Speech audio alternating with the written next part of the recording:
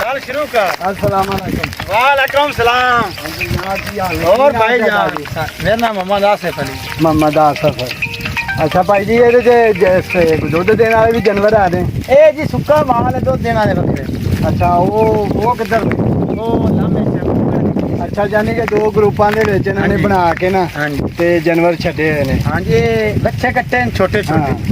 ਇਹ ਬਾਕੀ ਫੰਡਰ ਮਾਲ ਹੈ, ਵਹਿੜੀਆਂ ਵਹਿੜੇ ਅੱਛਾ ਕੋਈ ਛੋਟਾ ਛੋਟਾ ਮਾਲ। ਅੱਛਾ ਈਦ ਤੇ ਵੀ ਇਹਨਾਂ ਨੂੰ ਵੇਚੋਗੇ? ਹਾਂਜੀ, ਜਾਂ ਈਦ ਤੇ। ਛੋਟਾ ਜਾਨਵਰ ਵੀ ਵੇਚਦੇ? अस्सलाम वालेकुम।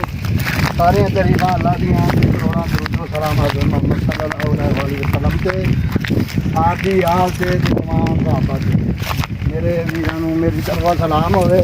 अच्छा जी पाकिस्तान ਦੇ ਵਿੱਚ ਫਾਰਮ ਦਾ ਵਾਸ਼ੀ ਫਾਰਮ ਦਾ ਬਹੁਤ ਸਾਰੇ ਤਰੀਕੇ ਨੇ ਜਿਨ੍ਹਾਂ ਵਿੱਚੋਂ ਆ ਦੇਸੀ ਆ।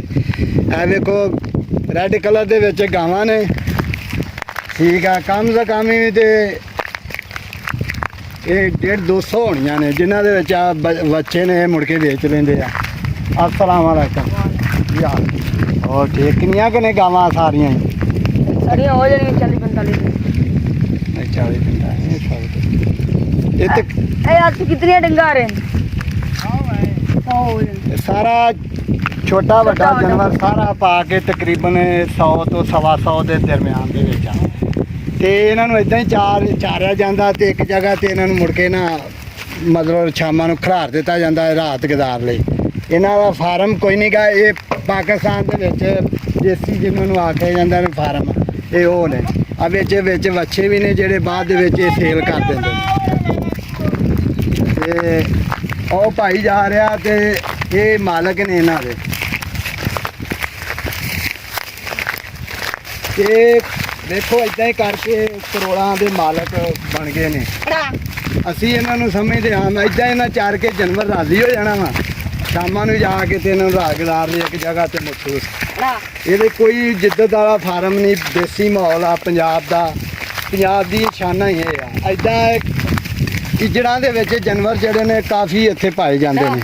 ਲੋਕਾਂ ਨੇ ਰੱਖੇ ਨੇ, ਕਿਸੇ ਨੇ 100 ਕਿਸੇ ਨੇ 50 ਰੱਖਿਆ। ਵੇਖੋ ਮਾਰੋ ਜਰਾ।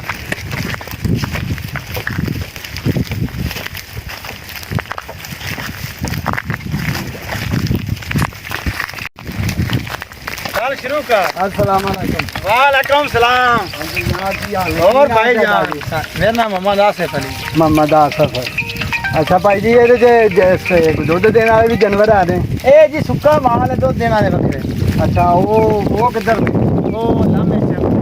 ਅੱਛਾ ਯਾਨੀ ਕਿ ਦੋ ਗਰੁੱਪਾਂ ਦੇ ਵਿੱਚ ਇਹਨਾਂ ਨੇ ਹਾਂਜੀ। ਬਣਾ ਕੇ ਨਾ ਹਾਂਜੀ ਤੇ ਜਾਨਵਰ ਛੱਡੇ ਹੋਏ ਨੇ। ਹਾਂਜੀ ਇਹ ਬੱਚੇ ਕੱਟੇ ਨੇ ਛੋਟੇ ਛੋਟੇ। ਇਹ ਬਾਕੀ ਫੰਡਰ ਮਾਲ ਹੈ, ਵਹਿੜੀਆਂ ਵਹਿੜੇ ਅੱਛਾ ਕੋਈ ਛੋਟਾ ਛੋਟਾ ਮਾਲ।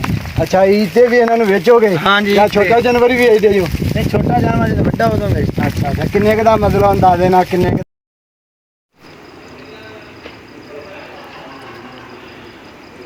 ਅੱਛਾ ਜੀ ਆ ਤੁਹਾਡੇ ਸਾਹਮਣੇ ਗਰੁੱਪ ਫਿਰਨ ਡਿਆ, ਠੀਕ ਆ। ਇਹ ਸਾਰਾ ਦੇਸੀ ਮਾਹੌਲ ਵਾ ਤੇ ਇਦਾਂ ਤੁਰ ਫਿਰ ਕੇ ਇਹਨਾਂ ਨੂੰ ਜਾਨਵਰਾਂ ਨੂੰ ਇਹ ਪਾਲਦੇ ਨੇ, ਠੀਕ ਆ।